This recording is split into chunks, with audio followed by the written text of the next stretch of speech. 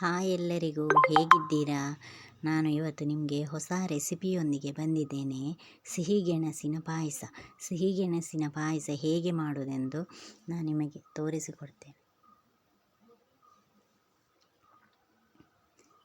ನನ್ನ ಈ ರೆಸಿಪಿ ನಿಮಗೆ ಇಷ್ಟ ಆದರೆ ಲೈಕ್ ಮಾಡಿ, ಶೇರ್ ಮಾಡಿ ಮತ್ತು ಕಮೆಂಟ್ ಮಾಡಿ ಮತ್ತು ಸಬ್ಸ್ಕ್ರೈಬ್ ಮಾಡಿ ಪ್ಲೀಸ್.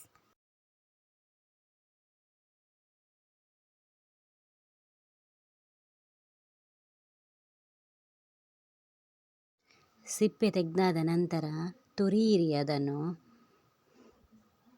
ತುರಿದು ನೀರಲ್ಲಿ ಹಾಕಿಡಿ, ಇಲ್ಲದಿದ್ದರೆ ಅದು ಕಪ್ಪಾಗ್ತದೆ. ಹೀಗೆ ತುರಿದು ನೀರಲ್ಲಿ ಹಾಕಿ ಇಡಿ.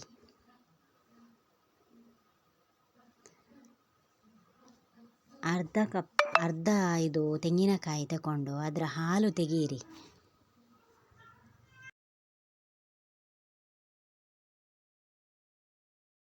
ಹಾಲು ಚೆನ್ನಾಗಿ ಬರಬೇಕಾದರೆ ಉಗುರು ಬೆಚ್ಚಗೆ ನೀರನ್ನು ಹಾಕಿ. ನೋಡಿ, ಇದು ದಪ್ಪ ಉಂಟು. ಮೊದಲಿಗೆ ನಾನು ದಪ್ಪ ಹಾಲನ್ನು ತೆಗೆದಿಡ್ತೇನೆ. ಇಷ್ಟೇ ದಪ್ಪ ಇರಲಿ, ಅದರ ಹಾಲನ್ನು ತೆಗೆದಿಡಿ.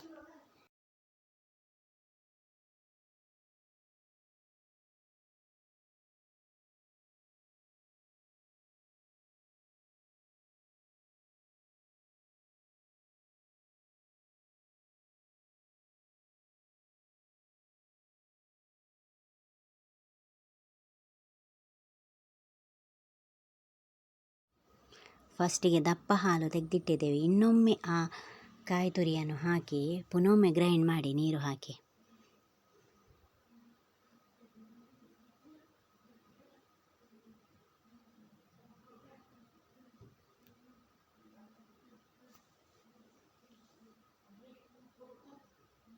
ಅದನ್ನು ಬೇರೆಯೇ ಪಾತ್ರೆಗೆ ಸೋಸಿಕೊಳ್ಳಿ. ಈಗ ಒಂದರಲ್ಲಿ ದಪ್ಪ ಹಾಲು, ಒಂದರಲ್ಲಿ ತೆಳುವಾದ ಸೆಕೆಂಡ್ ನಾವು ತೆಗೆದಿದ್ದೇವಲ್ಲ ಅದು. ಇದು ದಪ್ಪ ಹಾಲು, ಇದು ಸೆಕೆಂಡಲ್ಲಿ ತೆಗೆದೇವೆ ನೀರು ಹಾಲು ಅದು. ಈಗ ಪಾತ್ರೆ ಇಟ್ಟು ಅದಕ್ಕೆ ತುಪ್ಪ ಹಾಕಿ, 4 ಟೇಬಲ್ ಸ್ಪೂನ್ ತುಪ್ಪ ಹಾಕಿ.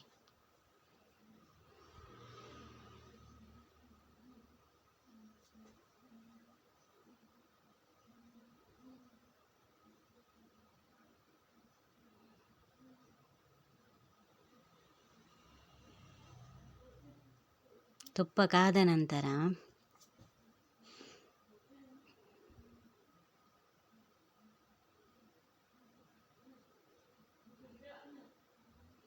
ನಾವು ನೀರಲ್ಲಿ ಹಾಕಿದ ಸಿಹಿಗೆಣಸನ್ನು ಇದಕ್ಕೆ ಹಾಕಿ ತುಪ್ಪದಲ್ಲಿ ಫ್ರೈ ಮಾಡಬೇಕು.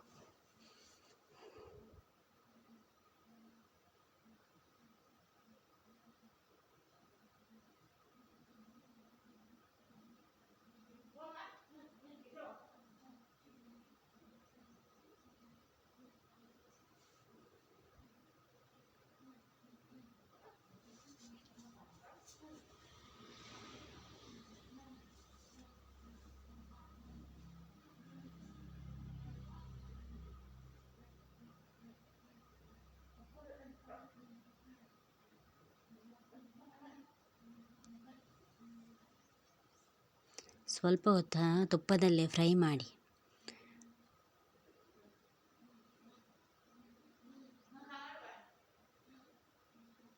ನೋಡಿ, ಸ್ವಲ್ಪ ಫ್ರೈ ಆಗಿದೆ ನೋಡಿ. ಈಗ ನಾವು ಸೆಕೆಂಡ್ ಸಲ ತೆಳುವಾದ ಕಾಯಿ ಹಾಲು ತೆಗೆದಿಟ್ಟಿದ್ದಲ್ಲ ಅದನ್ನು ಹಾಕಿ ಅದಕ್ಕೆ.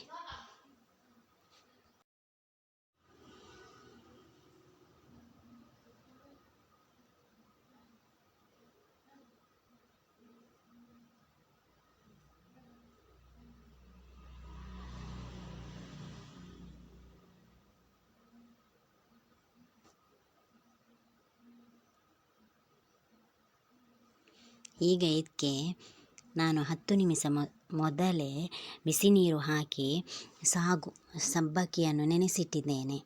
ಅದನ್ನು ನಿಮಗೆ ಎಷ್ಟು ಬೇಕೋ ಅಷ್ಟು ಹಾಕಿ. ನಾನು 1 ಹಿಡಿಯಷ್ಟು ಹಾಕಿದ್ದೇನೆ, ಇಷ್ಟು ಹಾಕಿದ್ದೇನೆ ನಾನು. ನಿಮಗೆ ಜಾಸ್ತಿ ಬೇಕಿದ್ದರೆ ಜಾಸ್ತಿ ಹಾಕಿ. ಪಾಯಸ ಸ್ವಲ್ಪ ದಪ್ಪ ಬರ್ತದೆ ಆಯಿತಾ. 10 ನಿಮಿಷ ಮೊದಲೇ ನಾನು ಬಿಸಿ ನೀರು ಹಾಕಿ ನೆನೆಸಿಟ್ಟಿದ್ದೇನೆ. ಈಗ ಒಟ್ಟಿಗೆ ಬೇಯಲು ಬಿಡಿ.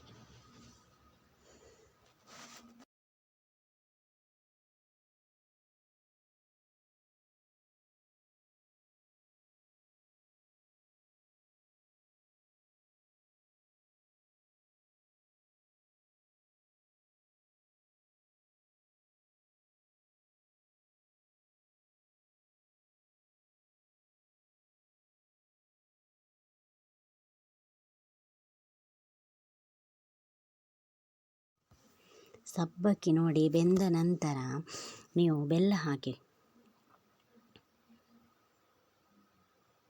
ಅದು ಬೇಗನೆ ಬೇಯುತ್ತೆ. ನಾನು ನೆನೆಸಿಟ್ಟಿದ್ದೇನೆ, ಬಿಸಿ ನೀರು ಹಾಕಿ ಫಸ್ಟಿಗೆ 10 ಮಿನಿಟ್ಸ್ ನೆನೆಸಿಟ್ಟಿದ್ದೇನೆ, ಹಾಗಾಗಿ ಬೇಗನೆ ಬೇಯುತ್ತೆ ಆಯಿತಾ.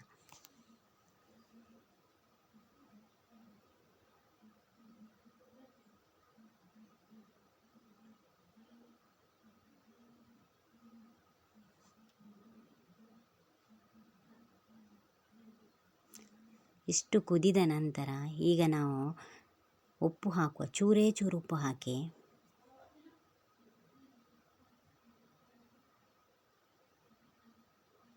ನಂತರ ನಾವು ತೆಗೆದಿಟ್ಟ ದಪ್ಪ ಹಾಲು ಉಂಟಲ್ಲ, ದಪ್ಪ ತೆಂಗಿನ ಹಾಲು ಉಂಟು, ಅದನ್ನು ಈಗ ಇಷ್ಟು ಕುದಿದ ನಂತರ ಹಾಲನ್ನು ಹಾಕಬೇಕು.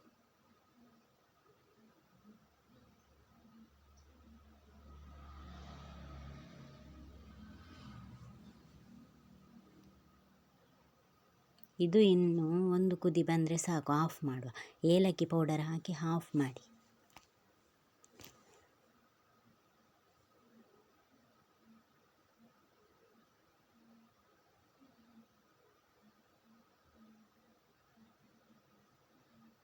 ನೋಡಿ ಇಷ್ಟು ಕುದ್ದಿದೆ. ಈಗ ಏಲಕ್ಕಿ ಪೌಡರ್ ಹಾಕಿ.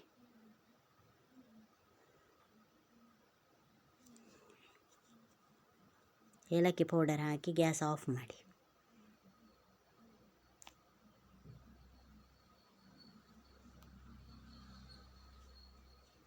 ಈಗ ಅದಕ್ಕೆ ಡ್ರೈ ಫ್ರೂಟ್ಸ್ ಹಾಕುವ. ಸ್ವಲ್ಪ ತುಪ್ಪದಲ್ಲಿ ಫ್ರೈ ಮಾಡಿ ಡ್ರೈ ಫ್ರೂಟ್ಸ್ ಹಾಕಿದರೆ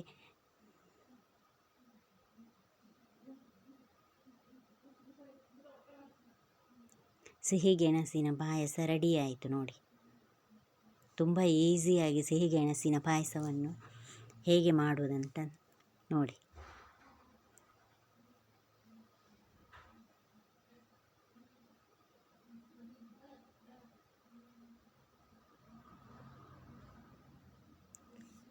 ತುಂಬ ರುಚಿಯಾಗಿರುತ್ತೆ ನೋಡಿ.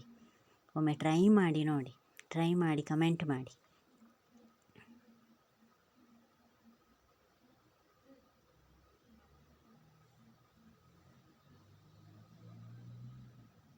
ಈಗ ನೀರುಂಟದು ಮತ್ತೆ ದಪ್ಪ ಆಗ್ತದೆ, ನಾವು ಸಬ್ಬಕ್ಕಿ ಹಾಕಿದ್ದರಿಂದ ಅದು ಮತ್ತೆ ತಣ್ಣಗಾದ ಮೇಲೆ ಅದು ದಪ್ಪ ಆಗ್ತದೆ. ಅದಕ್ಕೆ ನಾನು ಸ್ವಲ್ಪ ನೀರೇ ಮಾಡಿಟ್ಟಿದ್ದೇನೆ.